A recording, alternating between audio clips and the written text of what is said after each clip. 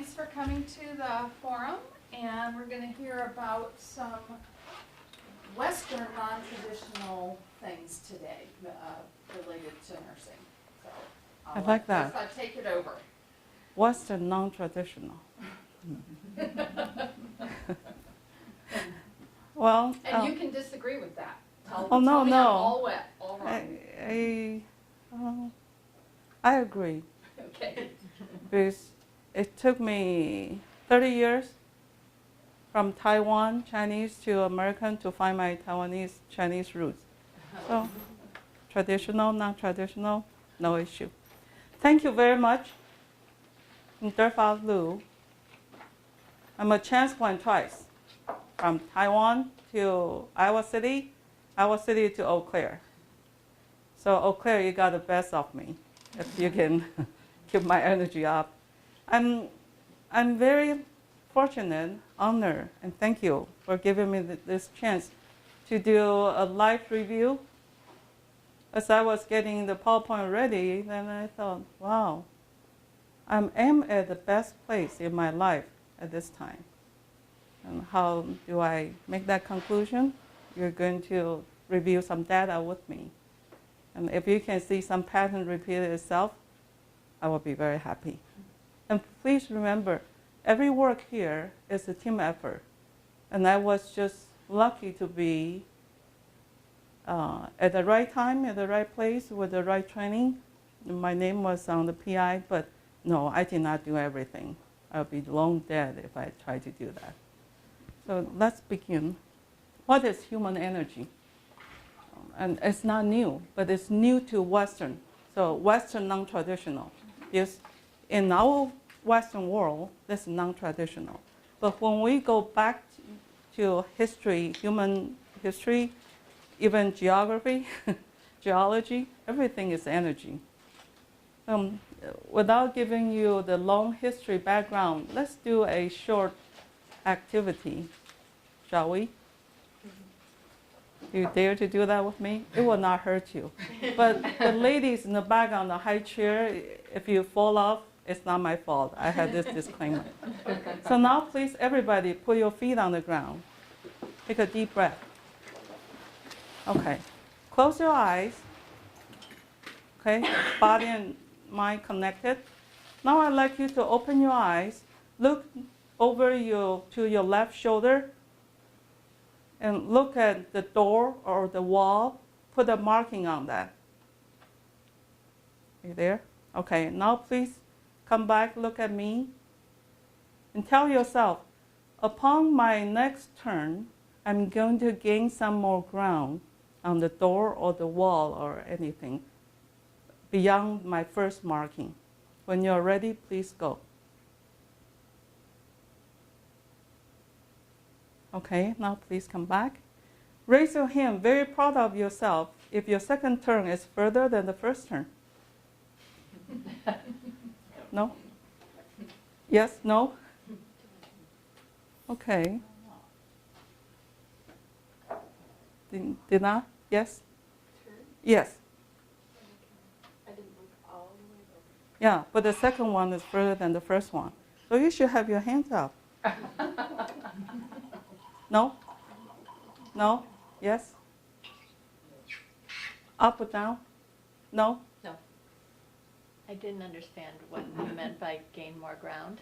Okay, on your second turn, you actually can see a little further than the first one. Yeah. Did you do that? Well, I could. Okay. I didn't I understand. don't know, I'd have to go back and do that again. Yeah. Okay, I went higher, but not further. that's fine. Yes. Yeah. Yes, yes. Okay. What, well, it's probably lost in the translation. The reason why you get more ground is because I just trigger your body, your mind tell your body to do something better than before. Because in order to gain more ground, you actually have to relax this neck muscle and tell yourself that I can see further. So in the Western world, we call it placebo effect. And I spent many years fighting with NIH reviewer. Placebo effect is bad. We have to kill it. And when I work with energy, I realize placebo effect is our dear friend. If we can trigger placebo effect in all disease and illnesses, okay, this is a photography of the human aura. This is the fingertip. So this one is full around, and those has some gaps. So if we have aura has gaps, holes, that pretty much tells me that the energy field has holes and gaps. It's probably not so healthy. And in my later presentation, I'm going to give you some research data to support that. This photography actually is developed by Russian scientists many years ago called Kirlian photography. Wrong. How do you do this? You're going back. Kelly? Oh, it's left and right. Okay. As practitioners, how do we do this work? It's very simple. The energy goes from high to low, from high density to low density. It's like water. So the trained practitioner ground herself, body and mind connected, and then center themselves. The heart connect to the universal energy. We believe the heart is full of love. That's the highest vibration of energy. Then the energy goes from universe, from the love center energy to the practitioner, through the practitioner, from the practitioner to the patient. So our hands, 2 hands, is our tool, stethoscope. We can hear, see, touch, sense, everything about energy. And then use that energy as our tool to heal. Okay. So I'm going to do that right now. Okay. These are the 3 small studies that I did in Iowa in order to get tenure. That year, I will never forget. Try so hard to submit as many as possible. Hopefully only 1 or 2 will get funded. And all 3 of them got funded January, June, and November. I want to say the top one is because I was in gerontological nursing, and Iowa U of I does have a Harvard Center. That's a Harvard Excellence in Gerontology for junior faculty, so got that one. And the second one is Dr. Morris. Dr. Morris was my research mentor, and he retired and gave money to College of Nursing to mentor gerontological junior faculty. And I had the opportunity doing the research. At that time, he was dying in nursing home. And I had the fortune, the opportunity to do healing touch to him right before he died that night. The third one is a cancer center grant because I finished my clinical nursing job at University of Iowa hospitals and clinics as a transplant nurse, bone marrow transplant nurse. So I went back and said, please help me, and they were so happy to see me and help me. So that's why I said it's all about networking. I didn't do it by myself, alone. So the first study is about osteoarthritis. I have osteoarthritis in one knee and rheumatoid arthritis in the other knee, and I only have 2 knees so far. So this is my dear topic, and we want to see how healing touch would affect pain level, joint function, mobility, and depression. Because healing touch clinically, first effect is relaxation. And we know an old farmer, a wife died, moved to assisted living, gave up on his farm, popping hydrocodone, those strong pain pills, like candy. He has the biggest bottle of hydrocodone next to his sink. I said, how many have you taken? I don't know, it doesn't work, but I had to take it. So we did a 6 weeks trial, is healing touch 3 times a week, and friendly visit once a week as control. And we found significant reduction in pain, joint stiffness, and depression. I will never forget that farmer. Because I did all the visit, and one day I visited him. He said, life is pretty good. 6 o'clock in the morning, I walk around the campus, the assisted living campus, for an hour. In the afternoon, 3 o'clock, I went back to my farm and fished for all the afternoon. I said, good. And before that, he was devastating, popping hydrocodone like candy in his apartment, and still the pill still didn't work. So the pain, meds reduced, the mobility increased, and the quality of life improved. Okay, and these are the stats to show you. If you want to know more of it, we do have the article published. I can share with you. And all the limitation of the pilot study is small, but the residual effect, the pain taper off 2 weeks after the intervention. And that means after we stop doing healing touch, the pain did come back. It's not cure for all. Because we went in, the practitioner went in, clear, balanced, energized the energy field. So the clinical symptoms diminished. But once we take the intervention away, it's like medicine. We stop taking pain pills, and the pathology, the joints, the knee pain, the root of the problem is still there. So the symptom had to come back. And I did write the R15 grant to NINR. When I was in Iowa, they look at Iowa as research university. So they criticized me that the mechanism of the action, I cannot prove how healing touch works from Western point of view, because we don't have a blood pressure machine or skin machine to see the aura changes. And when I submit another R15 at UWEC, it's interesting. The same reviewer, same organization said, I did not have enough students went up for PhD, so I'm not qualified for R15 because that's an education area grant. Does that stop me? The second study is about Alzheimer's. I do realize when I hit 40, my memory is no longer as sharp as 30s, and now I'm way past 50. I can no longer memorize phone numbers. So I better do something about this. Do you see? Every topic I study so far is about me. So I'm at the best place to do what I love to do with what I have. So Alzheimer's is a big problem, expensive problem. And what did we do? We did a 6-month trial.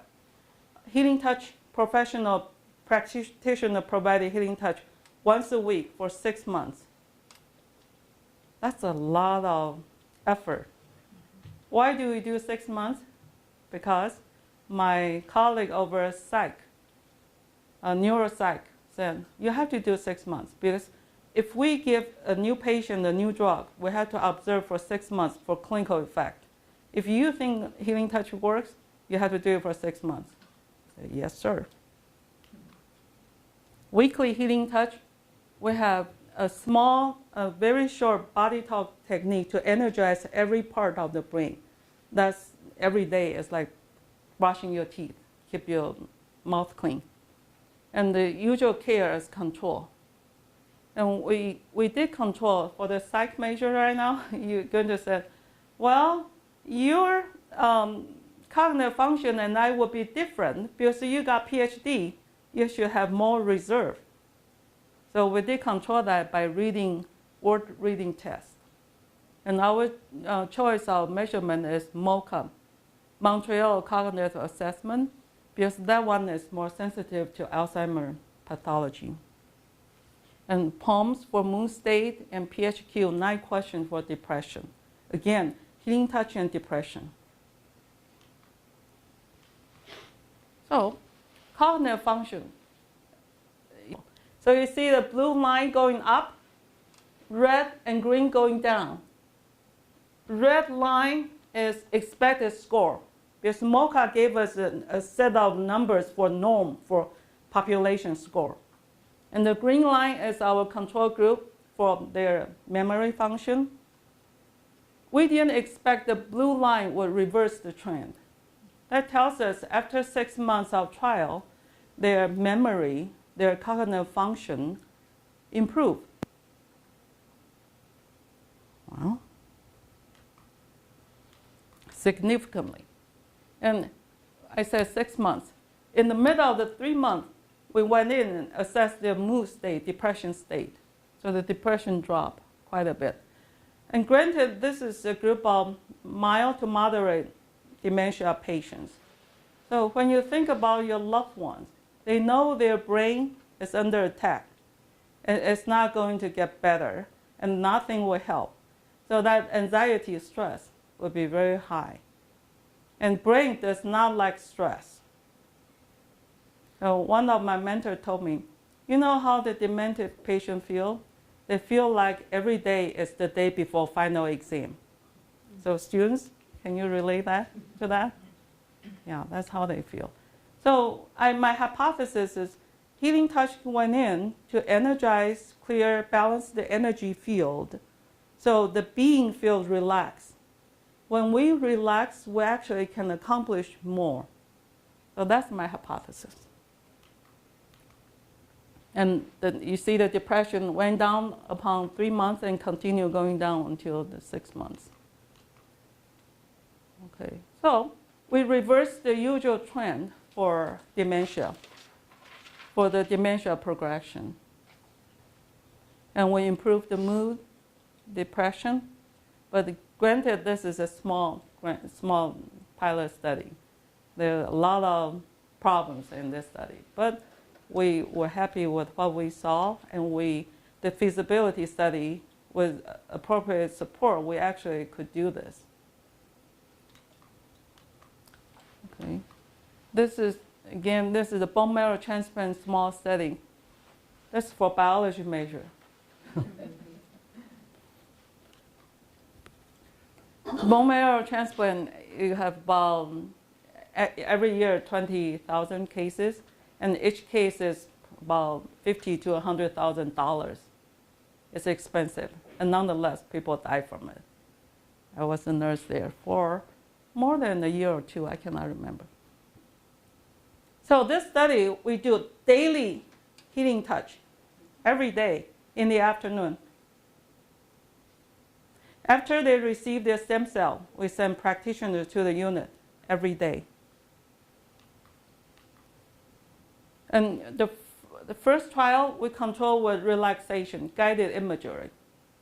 So one arm had healing touch, the other group had guided imagery, relaxation, and the third one is control group. Okay. Let's see the results. And at the same time, we get feedback from patient, family, doctor, nurses, and their recreation therapists. That therapist told me, because I make rounds, I'm the observer, I make rounds almost every day afternoon.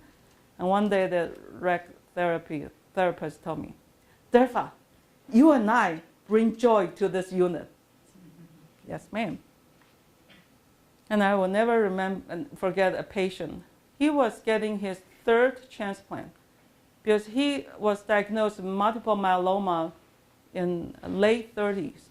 And the cancer cell actually remember the chemotherapy, so they mutate. Around every 8 to 10 years, he had to get another transplant. So this is the 3rd time, and he almost died. But when he was acutely confused from all the side effects from transplant, I went in, he will open his eyes, and he said, Dr. Lu, it's working, don't ever stop. And then he passed out again. He was in and out of his consciousness. At that time, the wife told me, the doctor said he was going to die, so we were ready for it. But he did not die. He came back, recovered, and he said his hobby is making movies. And he asked me, don't ever stop this line of research. So I have to continue that. And the result is mixed. We test the days to the engraftment. because they receive stem cell either from their own body or from different person. And when it took to engraftment, the numbers are about the same to the left. And then we measure the days they stay in the hospital. The healing touch group was a little bit smaller compared to the other two groups. But this is the interesting part. I said there are two kinds of transplant. The group that received stem cell from different people, not from their own stem cell, we actually had small, shorter length of stay. And we subsequently did another follow-up study, and this phenomenon still holds. So I need to find out what happened in the two clinical disease cares, why healing touch works better on one group versus the other one. It's possible the way they treat the disease, the chemotherapy, radiation, to these two groups of people had different protocols. So healing touch had different effect. I do not know. I'm waiting for our cancer hospital to be built, and I'm hoping they have a state-of-the-art bone marrow transplant unit for me to go back and work with them. What do we find in terms of energy? The practitioners, they report what they found, because I said the hands are their tool. And they said they found that when they do a hand scan, they found the energy like clear, strongest energy field feels like water, and then get gradually thicker and thicker. Oil, loose mud, until it feels like it hit a brick wall. So from the arthritis study, they feel like the energy in the area, the knee area, is like water or sludge. It's like dirty oil. It's dense energy. And the interesting part is the Alzheimer's study. They found they're actually energy band. It's like a rubber band block the energy flow in the groin area and shoulder area and the head. And as they go during 6 months of trial, they can sense the energy band kind of dissipating, and the density change from thicker to lighter and then disappear. And the lead therapist, Laura Hart, is my Healing Touch mentor. She and the other group of members in Healing Touch International, they developed a new technique just for memory impaired people from this study. And stem cell, they found the energy field changes before the pathology complication happen. For example, if someone was having bronchitis and X-ray showed pneumonia from the transplant, few days before that, they could sense the energy in the chest, thorax area change. So that proves that energy field change before the Western doctors can see the clinical symptoms. Okay. And they have different energy change for different symptoms. The energy feels like water, excess water for edema, and heavy sludge for pneumonia. Okay. So, next step at Eau Claire is how do we bridge science from bench to bedside? That's the best picture I can get. The way I see bench is clinical trial, control trial, heavily controlled, their bench, produce evidence. And bedside is implementation. We need to bring it to clinicians so we can apply the science. So the first study I want to share with you, that was an international fellows program funded. I took 2 students, yes, thank you, to China, and we didn't do the clinical study because the Chinese faculty and students, they were not ready. If I forced that, that would be a very bad study, and I pulled it out. But we happened to teach a group of nursing students, junior students, about healing touch in 2 days, and monitor the effect. And you see the knowledge they gained. We did the pre-test right after the workshop, time 2, and 2 weeks after workshop, time 3. We have follow-up tests. So the knowledge gained and their mood, stress level drop and continue dropping at the follow-up.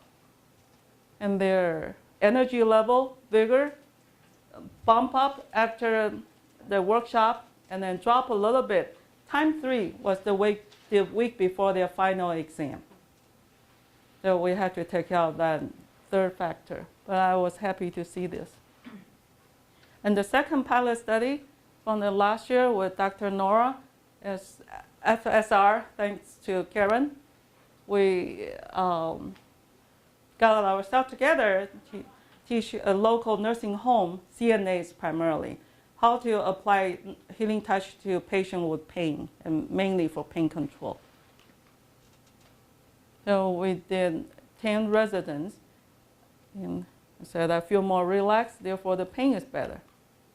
And the pain level from 3 to 1, okay, and it feels sleepy again. And one resident was very confused, and then calmed down and was able to verbalize how she felt, why she was so confused. And the staff barrier is lack of time, or they don't believe they can do it, or they don't believe in the intervention. Again, it's Western non-traditional. That's a great line. Okay, I have a proposal written in 2015 at my department chair's desk, waiting to teach honors students about healing touch, because I'm a certified level 1 instructor. And Nora and I, we have a new study to teach community family caregivers and person with mild memory impairment how to do healing touch as self-care modality. And this summer I had the fortune to take students to Taiwan for immersion, make some connections. So they might invite me to go back and do some clinical study with them. Thank you. I'm sure you have a lot of questions. Floor is open for questions. Yes. Would you consider doing a workshop on campus for staff, faculty, students, just to? Sure. Don't look at me, that. I'd be interested in it. Yes, I'm very happy to do that. Actually, when I took the job here on my contract, I asked Dean to allow me to do service. So don't tell anybody. I don't want 10 people knocking on my door. But I do have a small office in College of Nursing with massage table. So upon request, in the matter of fact, this afternoon I'm doing healing touch to one student. Yes, I do that. Because I'm a practitioner. Yeah. Yes. Have you explored working with the student health services to help students who may be really anxious Yes. on campus? Well, I did, my research student and I did a presentation at counseling services. And they did borrow one massage table from nursing, so they have a table there. So I actually have 2 tables on campus. But please don't tell people, because Don't spread the word. yeah, I'm still trying to get my tenure. I'm looking at my department chair. If they know I'm spending too much time doing healing touch, that's why I didn't get tenure. No, I'm kidding. Yes, I think this is what I tell my students. The reason why I push them so hard is because they're going to take out me, right? If they don't learn, study hard, work hard, I'm going to endanger my own future life. So it's better. I'm really at the best place. I teach foundation of nursing. Twice a year, I work with 60 foundation beginners, sophomore too. You get in, you will see me. They're the best people to work with. They work hard. They want to learn. Everything is just, yes. Every time I heard about healing touch, I imagined the colors, like the first slides you showed. Yes. But you described different consistencies Yes. that the practitioners felt. Yes. Healing So- touch energy is like a wave. Think about water is wave, light is wave, temperature, particles is wave form. But on the studies, you usually use the description of solid or Oh, liquid, feels like it. but not the colors, like what they saw. Mm, Or what they it's felt. difficult to explain density with color without training. Mhm. Okay. Yes. So we use water, mud, or brick. So it's easier for you to understand the density, different kinds of energy. Yes. Was that a special kind of photography that was used? Yeah, the Kirlian. Yes. What kind of photography? Kirlian. K-E-R-L-I. Is that Kirlian? K-E-R. I Googled it. That's where I stole the Okay. picture from. I Okay. can send you more information. Yes. With apologies due to my limitation as a That's Western fine. thinker. That's why I'm here. I know. So, some of the things that you talked about, like the fellow that was popping pills and was sad and Yes. depressed and whatnot, how do you control for the actual healing touch element versus the social interaction, the Yes. fact that you're visiting and you're engaging this Yes. person, and that alone could help lift some of the depression, which could affect the pain. Sure. And so on. It seems that there are a lot of potentially other confounders. Yes. And with that, another question is, in terms of being effective in terms of healing touch, does the practitioner have to be barehanded? What would happen if the practitioner was wearing gloves or some other control, so that they were doing all the same things, Mhm. but would that change the energy patterns if Wearing you're wearing gloves? gloves versus being barehanded? Okay. So I guess it's two questions. Yes. Well, you must be friends of the family physician. No, I have no idea. The first IRB, first grant went through IRB. They had full board review, and they called me in, and this family physician asked the same question. And on top of that, he said, if you found something positive from your study and publish it, you're going to increase our healthcare dollars, because people will want to request for that service. Okay, I took a deep breath, and I just move on. You saw the line, the control, that the memory study, the blue line going up, the green and expected going down. That study, I was the friendly visitor. So it's like placebo effect. And it's like Hawthorne effect. When I said, Nora, I'm going to be friend with you for next 6 weeks, and I will see you every week. Immediately, nursing home residents, they feel happy. And this happens in my nursing students. In skills lab, the second or third week, they know nothing. These are brand new students. I said, okay, let's practice difficult communication. Student A play angry person, student B play student nurse. Within 3-4 minutes of communication, tell me why you're here, tell me how I can help you. The angry person actually feels relaxed and happier. So that effect is forever true. But the healing touch actually tilted the line above the friendly visit. So your control group had the interaction? Yes. Yeah. Yes. Okay. Yeah. So it's beyond the placebo. It's beyond the suggestion of friendly visit, and we control for that. And then the second question was gloves. Or anything Yes. potentially that. The only thing so far among healing touch practitioner community, the only thing can block energy, what we think is like, what can block X-ray? My nurses here, what can block X-ray? Lead.